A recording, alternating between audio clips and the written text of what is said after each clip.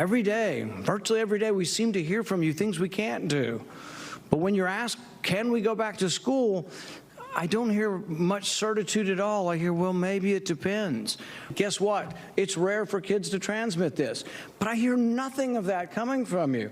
All I hear, Dr. Fauci, is we can't do this, we can't do that. Senator Rand Paul, Republican of Kentucky, and one of the few people in public life willing to question Dr. Fauci. Dr. Fauci is not infallible, but so many in the media and so many in politics seem not to accept that. Senator Paul, welcome to Newsmax. Getting a second opinion seems like it's perfectly legitimate and perfectly American, quite frankly, but you're not supposed to do it with Dr. Fauci. Why is that?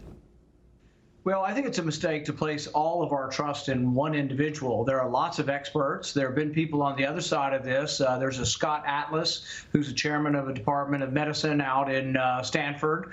There are many other doctors and epidemiologists, infectious disease. We shouldn't rely on just one.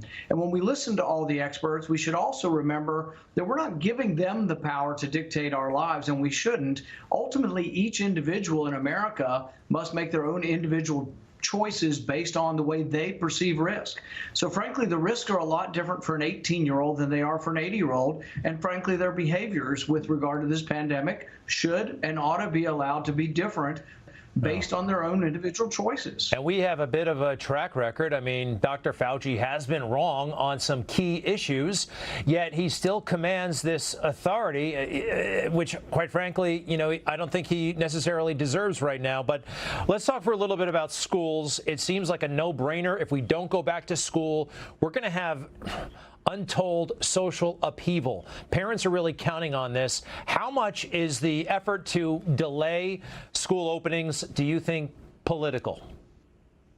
All day long, we hear all of the naysayers and all the doomsday predictions, and none of them cite any of the facts. The facts are actually pretty good with sending kids back to school. Mortality for kids under 18 is about 1 in a million. Mortality for ages 18 to 45 is about 10 in 100,000. That's where most of our teachers would be in that range. But also, if you study contact tracing, what you find is that not only do kids rarely get it, not only do kids rarely die from it, but kids also rarely transmit the disease. And you saw this a couple weeks ago when a WHO scientist came out and she said just as much, and she quoted a study. But you know what happened? Within 24 hours, the political correctness police came out, they made her withdraw it, and if you look on the WHO website, they took down the link. It was a link to a scientific paper that said exactly what many papers are showing and what many studies are showing, is that kids rarely get this and kids rarely transmit it. So there's no excuse for not going back to school. European countries have opened most of their schools, and there has been no surge. I really think that we got to get our kids back to school. I don't know if you've ever heard this. You are a physician on Capitol Hill, one of the few there. But if you mix politics and medicine, you only get politics. And I fear that really that's what's happening regarding the school situation. You made an effective argument. I think the facts are on your side, but the hysteria out there is widespread. The media hype is extremely intense right now, and it doesn't seem like, well, it seems like a lot of school systems will not be opening up when they should. Yeah, and see, all the hysteria now is that there's an increase and a rise in infections, and I think that is true. Some of it's testing, but there really is an increase in those who are infected. But what we're finding is there really has not been a significant increase in mortality. If you look at nationwide mortality, there's a possible uptick in the last week, but really if you look at the overall curve, it looks just like what people wanted, and that was a flattening of the curve. So we have a very flat and slowly downward trending death rate. And if you look at New York, virtually no one's dying up there anymore. And here's what's probably going to be true, and nobody can say this with certainty. We're probably not going to require herd immunity. That's about 60-some-odd%. New York has about 25% immunity, and historically a lot of viruses have burned out at much less than herd immunity. And you haven't heard this anywhere, but there's something called the break point for a disease. And the break point for a disease is when you historically look at what percentage of the people got infected before the disease seemed to disappear.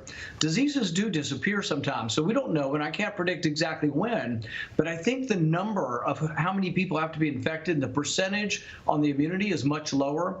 And I frankly think everything. New Jersey, New York, Connecticut, Massachusetts have already passed that number. And the rest of us, including all the states that are hotbeds now, never got to that number. But the fortunate thing is we learned a lot of things from the mistakes of the Democrat governors in New York and New Jersey not to send patients with coronavirus back to the nursing home. I want to roll some video now, not sound, but video from something I saw on MSNBC this morning. Big lines, I believe in Miami, of people in cars waiting for COVID-19 testing. And the reporter mentioned that some of these people were in the cars for 7 hours. I just can't imagine that that's good for you. Is this the way testing is supposed to work? I mean, if you're healthy enough to sit in the car for 7 hours, I mean, isn't that kind of counterproductive? Maybe you should just stay home if you're that concerned. What do you think of the testing situation right now? Well, because the media has told everyone they have to be tested, everybody's showing up to be tested. Everybody's saying we need more testing. We all know the symptoms pretty well. And if somebody around you gets a headache or flu symptoms or achy joints or a fever or a cough, it's probably this virus because it's so prevalent, it's out there. The good news is if you had it, you can go back to work. And really, we shouldn't be forcing people who are immune to wear masks. It should be, yeah, it was terrible that you got this, all 10 million of you, but that's 10 million people that shouldn't have to go around looking like they're trying to do sort of theater as far as security for this disease when they are already immune.